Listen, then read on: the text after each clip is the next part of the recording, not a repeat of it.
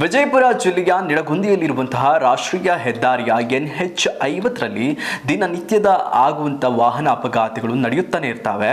ಇನ್ನು ಈ ಅಪಘಾತ ಪ್ರಕರಣಗಳಲ್ಲಿ ಮುಖ್ಯ ಕಾರಣ ಏನಂದ್ರೆ ಅತಿ ವೇಗ.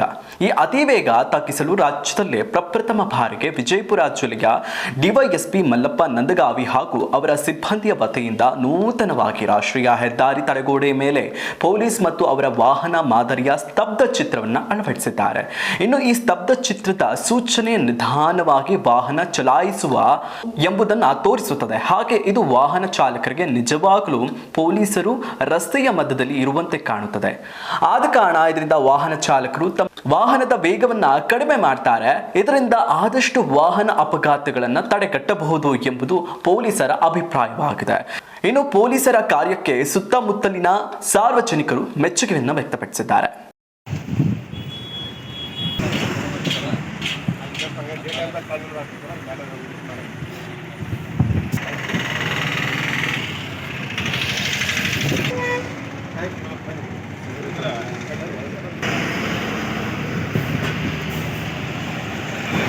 ದೂರದಿಂದ ನೋಡ್ರೆ ಈ ಪೊಲೀಸ್ ವೆಹಿಕಲ್ ಬೇಕಾಗುತ್ತೆ. ಒರಿಜಿನಲ್ ಪೊಲೀಸ್ ವೆಹಿಕಲ್ ಅಲ್ಲ ಅದು, ಬಟ್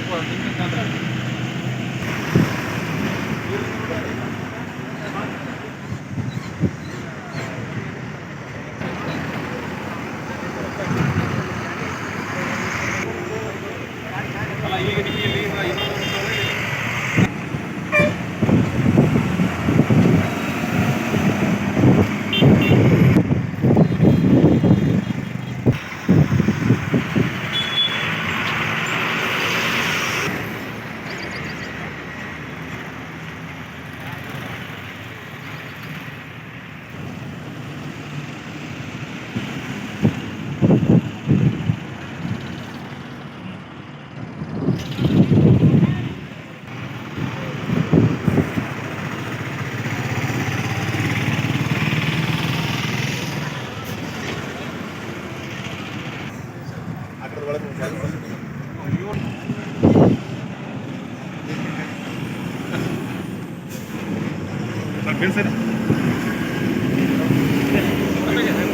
ಸರ್ ಒಂದು ಸ್ವಲ್ಪ ಗಾಡಿ ಹಿಂದೆ back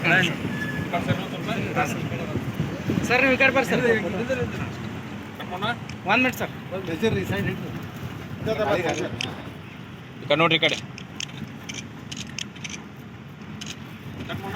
okay sir. Sir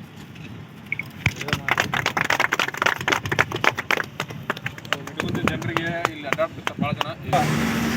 original ಇಲ್ಲದೆ ಇದ್ರು ಈ ಥರ ಈಗ ಕಾರಲ್ಲಿ ಒಂದು ಸೈರನ್ ಇದನ್ನ ಹಾಕ್ಸ್ಬಿಟ್ಟಿದ್ದೀವಿ. ಹಿಂಗೆ ಟಾಪ್ ಲೈಟು ಬ್ಲಿಂಕ್ ಆಗೋದು. ಆಮೇಲೆ ಎರಡು ಸೈಡ್ ಆ ಕಡೆಯಿಂದ ಕಾಣಿಸೋದ್ರೂ ಈಗ ನೀವು ತಮಿಳ್ನಾಡಿಗೆಲ್ಲ ನೋಡಿರ್ಬೇಕು, ಒಂದು ಸೈಡ್ ಅಷ್ಟೇ ಇರ್ತದೆ. ನಾವು ಎರಡೂ ಸೈಡ್ ಮಾಡಿಸಿದ್ವಿ, ಈ ಕಡೆ. ಸೊ ಇದು ಮುಂದೆ ಒಂದು ಸ್ವಲ್ಪ ಏನು ನಮಗೆ ರೋಡ್ ಟ್ರಾಫಿಕ್ಕಿಗೆ ಏನಂದರೆ ಹೆಲ್ಪ್ ಆಯ್ತಂದರೆ ಮುಂದೆ ನಮ್ಮ ಬಾಗೇವಾಡಿ ಸಬ್ ಡಿವಿಷನ್ ಮತ್ತೆ ಬಿಜಾಪುರ ಡಿಸ್ಟ್ರಿಕ್ಟೇ ಮಾಡಬೇಕು.